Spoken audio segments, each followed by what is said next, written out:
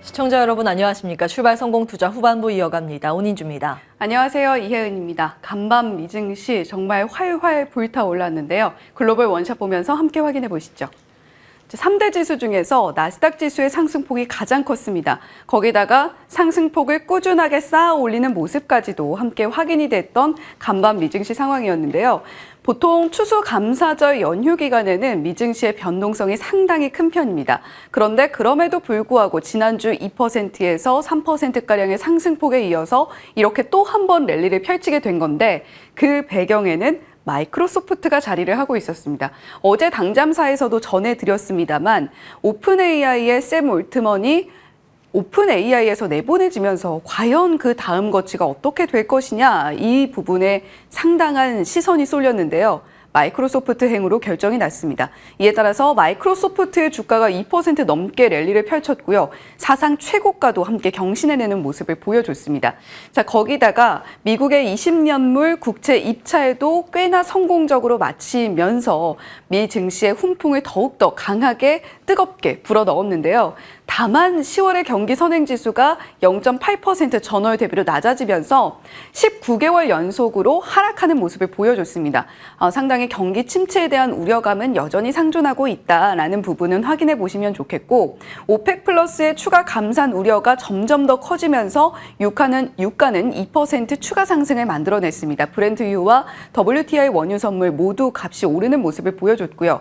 달러화는 약세 흐름을 타면서 달러 인덱스는 103.45달러 선에서 마무리를 했습니다.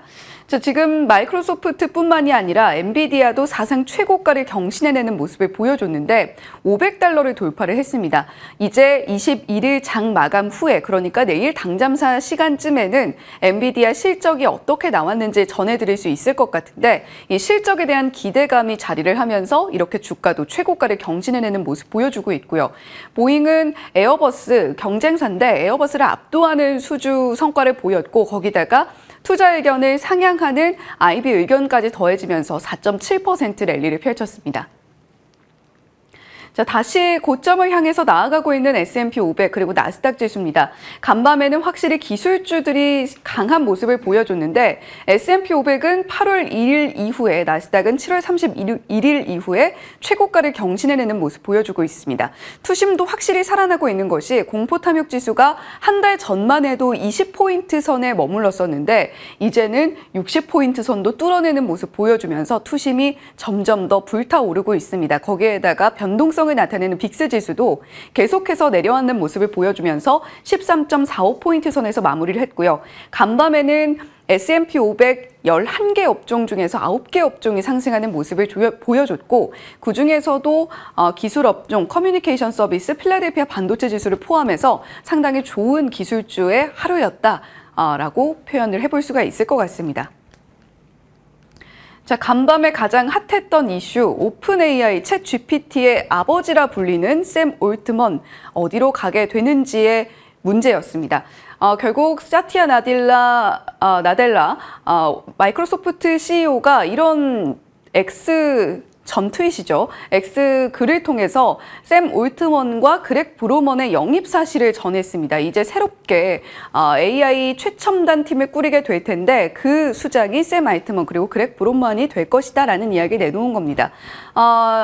다만 샘 올트먼은 이제 오픈 AI가 좀 걱정이 되겠죠. 아무래도 챗 GPT의 아버지이기 때문에 사티아와 나의 최우선 과제는 오픈 AI의 지속 번영을 보장하는 것이다라는 이야기를 X를 통해서 내놓기는 했습니다. 거기다가 이런 이야기를 내놓을 수밖에 없었던 배경이 오픈 AI의 CEO를 비롯해서 굉장히 많은 인원들이 오픈 AI를 떠나서 마이크로소프트의 나도 샘 올트먼과 함께 그렉 브로먼과 함께 움직이겠다라는 이야기가 나오고 있는 겁니다. X에 이 문구를 입력을 하게 된다고 하면 굉장히 많은 게시물들이 검색이 됩니다. 그만큼 마이크로소프트의 많은 직원들 그리고 임원들이 오픈 AI 엑소더스 현상을 보여주고 있는 거죠.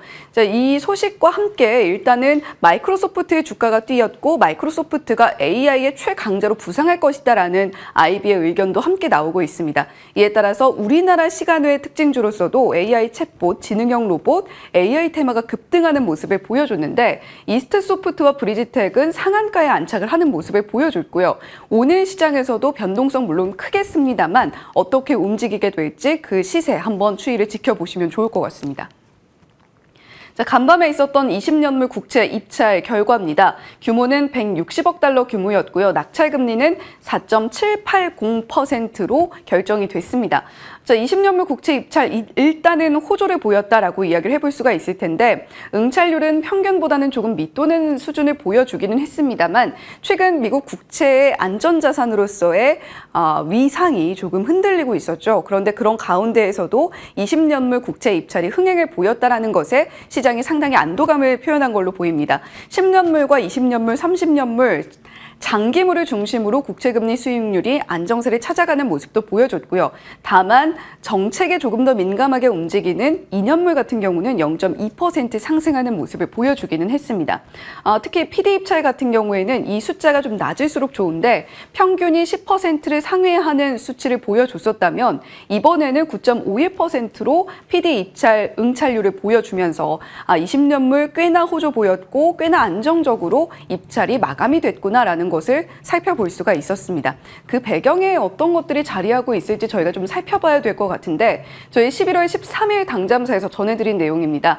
미국의 신용평가사 무디스가 미국 국가 신용등급 전망을 안정적에서 부정적으로 하향 조정한다라는 소식을 전해드렸고 일단 미국 신용등급 자체는 유지를 한다라는 소식이었는데 지금 일단 가장 중요한 것은 앞으로 이 국채에 대한 수요가 얼마나 더 지속이 될 것인가일 것 같습니다. 보통은 미국의 국채가 가장 안전한 자산으로 여겨졌었는데 현재 미국의 막대한 재정 적자, 거기에다가 선거를 앞두고 정치적인 양극화도 심화되고 있는 모습들이 국채의 안전자산으로서의 위상을 좀 흔들고 있고요. 부채를 감당할 수 있는 능력 자체도 저하가 되고 있습니다. 미국의 국채 부채 규모를 보게 되면 지금 현재 11월 21일 기준으로 34조 달러 선인데요. 미국의 GDP를 상회하고 있고요. 거기다가 미국 역사상 최대 규모의 국채 부채율을 기록을 하고 있습니다. 지금 전 세계 국채 발행의 3분의 1가량이 미국의 국채인데 코로나 이후에 또 급격히 늘어난 부분들도 지금 상쇄가 안 되고 있는 실정이거든요. 부채 증가율을 따져보게 돼도 올해 재정 적자만 1조 7천억 달러가량 되는데 연 2조가량의 부채 증가율을 계속해서 보여주고 있습니다. 부채가 꾸준히 2조 달러씩 늘어나고 있다는 거죠. 주요 보유 현황을 보게 돼도 보통 해외 비중이 미국과 중국, 영국, 프랑스를 중심으로 한 30% 유지가 되는데 이전에는 미국의 국채를 계속해서 사들이는 입장이었다면 요즘에는 매도하는 움직임도 함께 포착이 되면서 국채금리 수익률이 급등하는 모습을 보여줬던 겁니다. 자, 이렇게 국채 발행의 증가가 계속된다라고 한다면 국채금리 수익률은 상승하게 될 것이고요. 달러 가치는 하락하게 될 텐데 미국에는 결론적으로 악영향을 미치게 되고 전 세계의 경제 패권을 쥐고 있는 미국이기 때문에 미국의 경제가 흔들리게 되면 글로벌 침체에 대한 우려감도 함께 증가하게 됩니다. 계속해서 미국의 국채를 주시해야 되는 이유가 될 것 같습니다. 네, 이렇게 간밤 미증시 분위기 상당히 좋았는데 우리 시장에도 훈풍이 아주 구석구석 깃들었으면 좋겠습니다. 그러게요. 그 훈풍이 AI로부터 깃들지 않을까 추정을 해봅니다.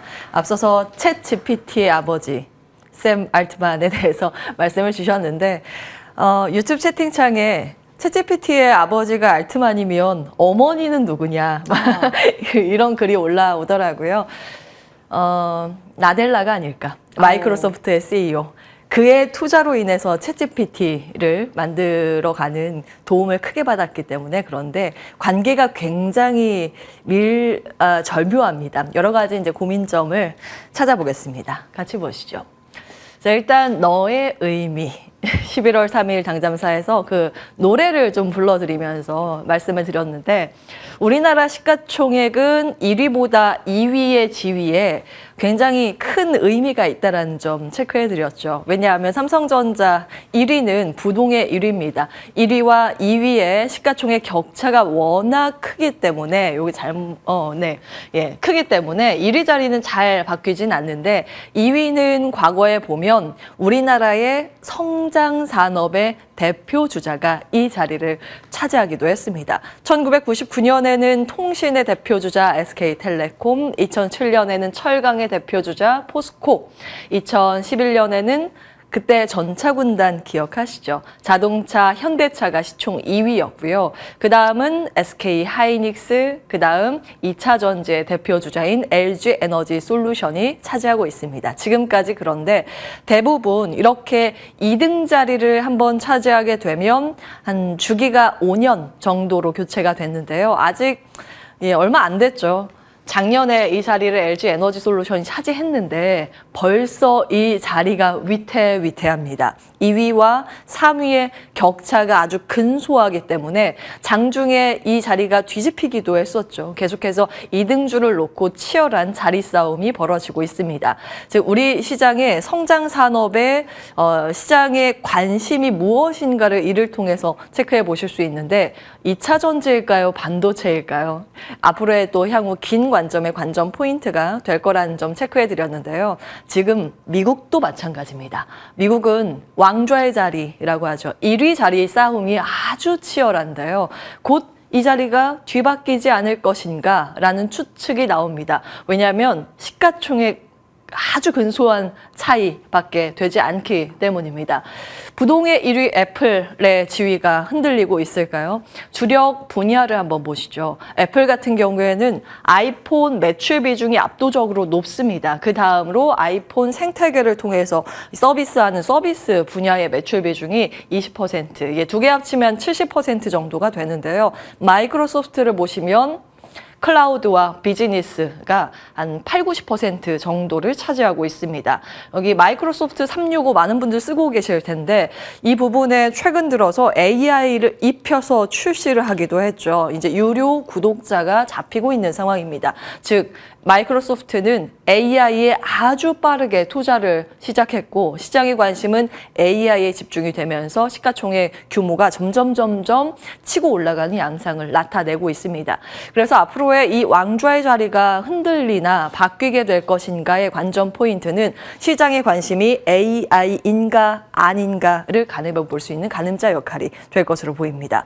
11월 10일 당잠사에서 지금 매그니피센트 7개 기업 모두 AI 시장에 진출했다는 점 체크해 드렸습니다. 구글, 마이크로소프트, 메타, 아마존, 엔비디아, 애플, 테슬라 마찬가지인데 이 중에서 가장 빠르게 이 시장에 공격적으로 투자한 기업은 아시겠습니다. 챗GPT에 투자를 한 마이크로소프트였습니다. AI 칩 마이아까지 공개하면서 반도체의 내재화까지 지금 목표를 하고 있는 마이크로소프트의 움직임, 주목이 되고 있는 상황입니다. 그래서 간밤 알트만의 사태를 어떻게 해석을 해야 하는가? 그 시사점은 글로벌적으로 이렇게 해석을 합니다. 알트만이 마이크로소프트로 자리를 이동을 했다라는 것은 이 빅테크 기업, 아주 큰 기업들 모두 AI 시장에 사활을 걸고 있다라고 시장은 해석을 하고 있는데요. 그런 관점에서 조금 더 들어가 보도록 하겠습니다. 정말 인생은 타이밍이라는 이야기가 있는데 오늘 AI 관련 ETF만 3가지가 상장을 합니다. 아주 절묘한 타이밍이죠. 그동안 코덱스 AI 반도체 핵심 장비와 타이거 AI 반도체 핵심 공정 ETF 오늘 상장 예정이라는 점 체크해 드렸습니다. 대부분의 종목들이 공정업체, 후공정 장비 쪽에 집중이 돼 있다는 점 알고 계실 거고요. 사실 이쪽도 있는데 이게 이제 글로벌적으로 구성 종목이 다양하기 때문에 그동안 언급해드리진 않았습니다만 시사에서 같이 볼 만한 부분이 있어서 오늘 같이 정리를 하겠습니다. 미국의 기업들 앞서서 이제 플랫폼 기업들 그리고 빅테크 기업들이 대부분 가장 큰 비중을 차지하고 있고요. 그리고 나서 우리나라 기업으로 들어가면 이제 8%까지가 미국 기업이고 4% 미만으로 가면 한국과 미국과 다른 기업들이 이제 같이 있습니다. 이게 SK 하이닉스, 네이버, 로봇은 레인보우 로보틱스와 T 로보틱스가 이제 구성이 돼 있는데요. ETF를 바라보는 시각이 총 두 가지입니다. 양면 다 보셔야 하는데 이렇게 ETF 상장을 하게 되면 기계적으로 들어오는 패시브 자금이 있습니다. 그 자금 덕분에 단기간은 시세가 생각보다 더 크게 뛰는 그런 움직임을 보여왔었죠. 그리고 나서는 성장성과 실적에 대해서 어떻게 시장을 설득할 것인가, 주가의 레벨에 대한 설득력이 이제 그 다음부터 필요합니다. 그런데 이제 엔비디아 실적 내일 정리를 해드리겠습니다만 1차적으로 거기에 시선은 집중이 되겠죠. 근데 지금 증권가를 중심으로 ETF는 상승의 끝물이 아니라 상승의 촉매제 역할을 할 것이라는 목소리가 더해지고 있습니다. 오늘자 레포트 IBK 투자증권의 의견이고요. 보시면 그동안 로봇, 올해 들어서만 AI 관련해서 로봇 포함한 5개의 ETF 출시가 있었는데 끊임없이 관련주, 특히 로봇주의 시세 상승세를 기억을 하실 겁니다. 내년에도 이 로봇과 AI 시장 성장 기대감은 유효하기 때문에 신규 ETF 출시가 계속될 텐데 그것은 상승의 촉매제가 될 것이라는 의견이 있습니다. 물론 양측면 지금 다 공존하기 때문에 잘 따져보셔야 하는데요. 좀 긴 관점에서 큰 그림으로 다시 한번 들어가 보겠습니다. AI 산업의 발전 단계, 올해 처음으로 엔비디아의 GPU가 AI 시스템 구축을 위해서 필요하다는 부분이 주목을 받기 시작했죠. AI 반도체, 그리고 파운데이션 모델과 데이터들을 수집하는 그런 단계가 올해부터 시작을 했습니다. 챗GPT 3와 4의 등장이 올해였기 때문이기도 하죠. 이때는 이제 컴퓨팅 하드웨어 쪽 알고리즘 데이터가 이제 주목을 받는 시기라고 업계에서는 보는데요. 그게 올해부터 시작입니다. 그 다음은 무엇일까요? 이런 AI 서비스가 입혀지는 산업들, 의료, 보안, 물류, 게임, 금융, 굉장히 다양하죠. 이런 것들이 적용을 해서 실질적으로 효과를 보기 시작하는 단계가 내년부터라고 업계에서는 보고 있습니다. 선점 효과가 중요하겠죠. 응용 기술, 이때부터 이제 개발이 훨씬 더 주목을 크게 받을 것이라고 보고 있는 시각들이 많고요. 그 다음으로는 2027년부터 AI 플랫폼과 로봇의 본격적인 시장의 성장이 나타날 것이라고 봅니다. 지금은 이제 시작 단계죠. 종합 AI 어시스턴트나 휴머노이드 로봇, 자율주행, 모빌리티 이런 쪽입니다. 아시겠습니다만 일단 전기차는 이 자율주행으로 가기 위한 중간 단계죠. 탄소 중립이라는 이슈를 통해서 컸지만 결국에는 최종 목표는 자율주행, 즉 AI의 큰 카테고리 안에서 진행되고 있는 패러다임의 변화라는 점도 간과할 수 없는 부분인 것 같습니다. 과거에 그러면 관련 산업들이 이렇게 성장 초입 구간에 시세 분출이 어느 정도 났었는지 그것도 이제 궁금해서 정리를 해보고자 하는데요. 1990년대 통신 인프라 시설입니다. MZ세대 M 끝자락 저와 같은 세대 분들은 기억을 하실 텐데 그때 이제 데이터 센터와 파운데이션 모델을 통해서 가장 크게 수혜를 봤었던 건 아무래도 통신 관련 쪽이었습니다. 인텔과 시스코였고 2000년부터는 닷컴법을 기억을 하실 텐데 인터넷 서비스가 이제 개화하는 시기로 전환이 됐습니다. SNS, OTT, 쇼핑 등등 이제 인터넷 산업을 통해서 컸던 전방 업종들입니다. 컴퓨팅, 하드웨어 쪽, 이쪽도 마찬가지로 시스코, 인텔이 좀 선점을 했었는데요. 주가의 퍼포먼스 보겠습니다. 먼저 통신 인프라 발전 단계 때 굉장히 큰 시세를 한번 냈었는데요. 1990년대 끝자락 부분에 큰 시세를 냈던 게 통신하면 시스코죠. 시스코의 주가고요. 그 이후에 인터넷 서비스 발전 단계에서 시스코와 함께 주가 상승에 동참을 했었던 게 엔비디아와 이쪽이 아마존입니다. 그리고 지금 소강 상태에서 AI라는 산업이 다시 한번 모멘텀적인 측면에서 주도를 하고 있는데 그러면 시세는 현재 주가 레벨 상황에서 어느 정도의 위치를 하게 된 걸까요? 투자의 아이디어는 추가적으로 출연자들에게 전망 받아보도록 하겠습니다. 자, IBK 투자증권 오늘자 레포트가 나와서 이제 종목들 참고해 볼 만한 부분이 있죠. 그래서 좀 정리를 해보겠습니다. 투자의 관점에서 내년에 유망한 로봇과 AI 분야를 좀 제시한다라는 그런 측면에서 이제 내용 굉장히 인덱스 차원의 긴 레포트인데 축약해서 좀 정리를 해보겠습니다. 분야, 의료, 식품조리, 자율주행, 방산 우주항공부터 일단 내년은 주목을 받을 것이라고 이야기를 하고 있고요. 로봇은 10개 기업, 그리고 AI는 8개 기업으로 추렸습니다. 별표 표시된 게 조금 최선호주, 탑픽 기업이라는 점까지 같이 참고해 보시면 되겠습니다. 자, 이 내용도 굉장히 중요합니다. 오늘 아마 이제 AI 산업을 주목을 크게 받는 그 딱 시기이다 보니 또 ETF 패시브 자금도 그렇다 보니 이게 약간 묻힐까 봐 걱정이긴 한데 의미 있는 내용이라서 정리하고 넘어가겠습니다. 삼천당 제약 시간 외 거래에서 상한가로 바로 직행을 했는데 이 소식 때문에 그렇습니다.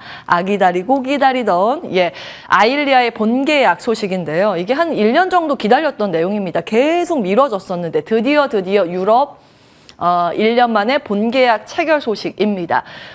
이번 주 금요일이 유럽 재공시 기한인데 조금 빨리 발표를 했죠. 순 매출액에서 이익으로 지금 변경된 공시 내용이고요. 다만 계약 금액과 국가는 조금 원래 당초에 기대했던 것보다 줄기는 했습니다. 자, 금액과 그 관련된 자세한 내용들 기입을 했고요. 참고해 보시면 되겠습니다. 이게 의미하는 바가 무엇인가 하면 8월 달에 이제 캐나다 판권 계약했을 때 정리를 해드렸습니다. 이번엔 유럽이죠. 그리고 그 다음이 미국에 대한 기대감입니다. 그때 정리해드렸는데 이 아일리아라는 것은 우리나라에겐 좀 생소한 그런 물질이긴 한데 아일리아 시밀러, 이제 아일리아만 가지고 봤을 때 글로벌 판매량 약 5위의 블록버스터급의 약품입니다. 이게 서양인들에게 조금 더 필요로 하는 그런 약품이라서 우리에게 조금 생소하게 느껴지긴 하지만 계약의 의미 꼭 좀 체크를 해보셔야겠고요. 캐나다 시장의 5배가 되는 게 미국 시장이기 때문에 요 순서대로라면 다음 미국 또 뚫어낼 수 있을 것이라는 그런 기대감입니다. 물론 이제 주가에 어느 정도 반영된 측면도 있습니다만 이것이 우리나라 산업적인 측면에서도 의미하는 바가 클 것 같습니다. 같이 참고해 보시면 좋을 것 같습니다. 당잠사였습니다.